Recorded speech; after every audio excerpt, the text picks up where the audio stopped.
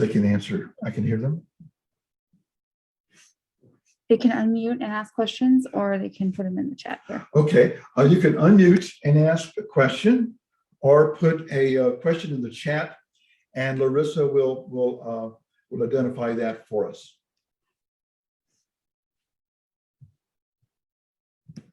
Okay.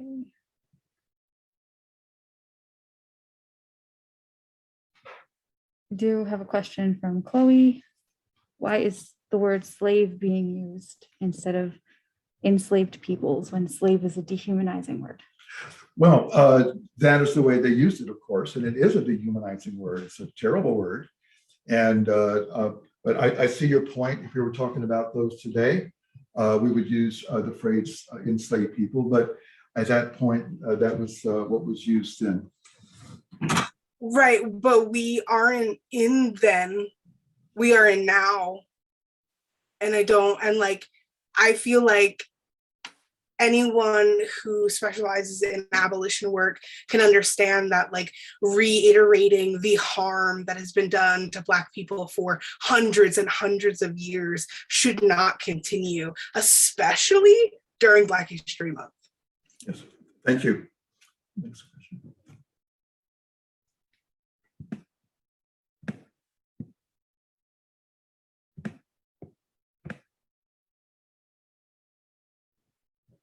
Well, Caitlin has similar. Caitlin, would you like to speak out loud, or would you like me to read?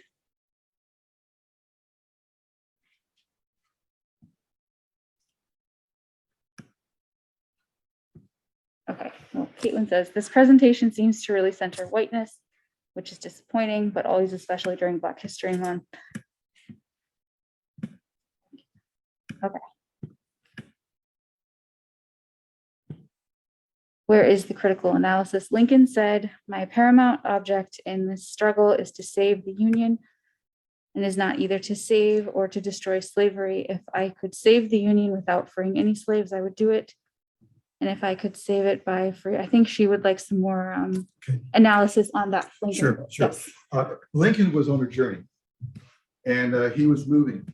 And so one question we might ask is that what were some factors involved that helped Lincoln to change his mind from being in favor of colonization, also for having a fairly strong view that that the Black and white folks could not live together in this country. He was for colonization.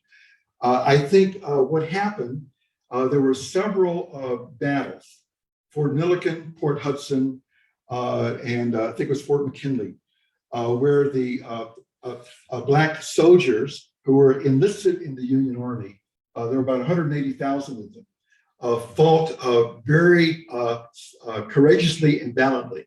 That news got back to him. And there were folks like Grant, John Eaton, many others who recognized the valor of these soldiers. Secondly, I think for me, very critically, Lincoln developed a relationship with Frederick Douglass. And Douglass met with Lincoln at least twice, and also asked for a speech, so a third time, where Lincoln said that, of course, Lincoln was this brilliant orator and speaker that must have made an impression on Mr. Lincoln. And then also Douglass organized a troop from the East Coast, of which two of his sons were involved. I think Lincoln must have also had a very important impact on Lincoln. So after the Emancipation Proclamation, there really is no more mentioning of colonization. He's all about a slave, and then he eventually passes the 13th Amendment that does in fact eliminate slavery. There's some question about, was Lincoln merely anti-slavery, trying to control it, or did he ever in his heart of hearts become like Douglass and like Garrison, an abolitionist? And so that's very difficult to kind of sort out. I think you can go both ways in terms of answering that question. But the quote that you mentioned is Lincoln before the Emancipation Proclamation, where after that, he's trying to go after getting rid of slavery altogether.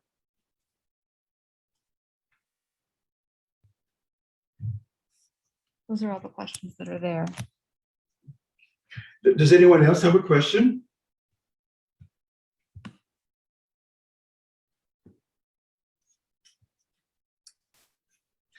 I I have a question. Why so much whiteness was centered? I would like to understand why that happened. I don't understand the question. Why so?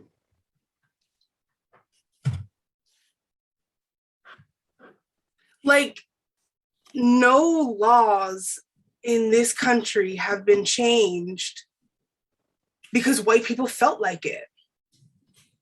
Like, black people fought with their lives for it to happen. And then, like, in this abolitionist webinar, there was whiteness that was also centered. Yes. And I don't understand why. Well, that goes back. You can read Thomas Jefferson's notes on the state of Virginia. You can see white supremacy built into much of what Jefferson wrote. Andrew Jackson, the whole Jacksonian era, there are statements that he made that reflect white supremacy. Clearly in the CSA Constitution, and also in the quote that I read from the Vice President, it clearly is a statement for white supremacy. White supremacy is a part of American history. That's what we're dealing with. There's a book by Jim Wallace. It's called America's Original Sin. And it's about the history of white supremacy in this country. So I think we struggle with it deeply in this country because it's so embedded. And as I think what you're pointing out, we're struggling with it still yet today.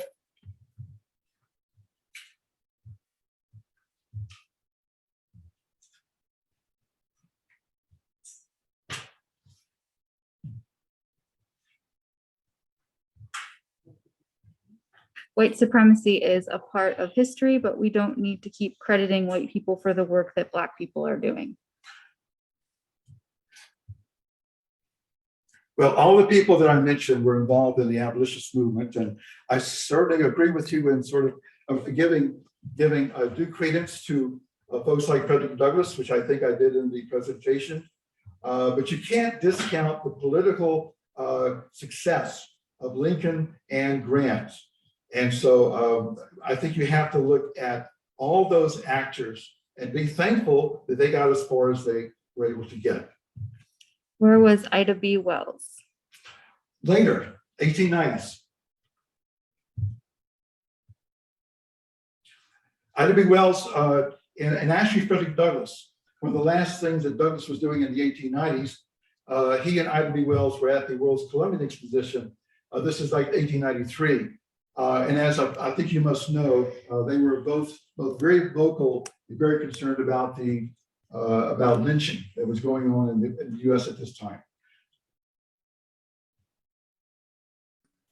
So to comment back to what you said, are you saying that we should be grateful that white people listen to Black people at some point and not even fully? Is that what you're suggesting?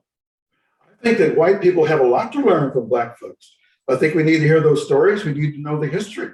So I think part of that is maybe reading the narrative of Frederick Douglass, reading many of the other slave narratives that are out there.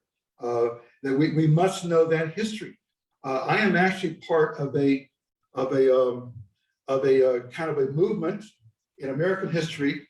It's called the New Social Movement, and we're most dedicated to reading narratives written by folks that are not on the top. That is women, Black folks, immigrants, and people of color. I would agree with, I think, what you're saying, that we cannot have a full understanding of American history and the issues that we're facing if we do not read those texts and teach those texts to our children.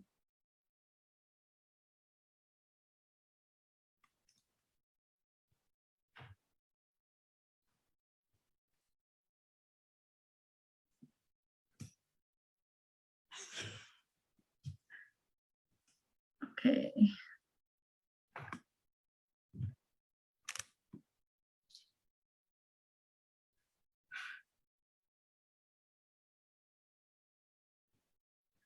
Caitlin's just commenting that she would have liked more of that information to be in the presentation. Okay, thank you. Maybe next time. Hi, I have a question. Yes. Hi, I guess I'm kind of mirroring what Caitlin and Chloe are saying, but I guess in a different way. You mentioned briefly that this was a part of a series, or there was another lecture coming. What is that? It's on the rebirth of Ulysses S. Grant. And it would be the 200th anniversary of Grant. And Grant is being revisited and reinterpreted by modern historians, mostly because in the last 3 decades, there are now 31 thick volumes of Grant's papers that have been bound. And there are many new works on Grant's presidency. There's an author, Calhoun, and also his life, the most famous one being by Chernow, that bring us a very new, nuanced interpretation of Grant that I wish to explore at that time. And that's another webinar that the library is going to be putting on? Yes. Okay, got it. Yeah, great. All right. I wish we were face-to-face. Thank you for your questions. Before we sign off, are there any other questions before we end the program?